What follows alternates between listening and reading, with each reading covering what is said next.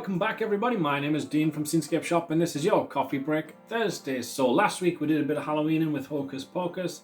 This week we're going to continue the Halloween trend with one of my favourite Halloween films, certainly my wife's favourite film, The Lost Boys.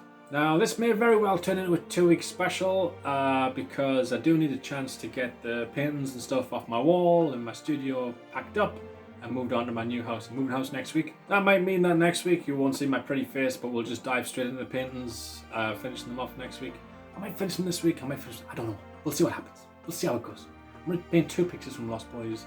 I'd like to paint Donnie Darko landscape as well at some point for Halloween, so we'll see how it goes. But I'm excited to get my new studio set up in my new place. I hope that my hair blends so seamlessly into the background of my new studio as it does here.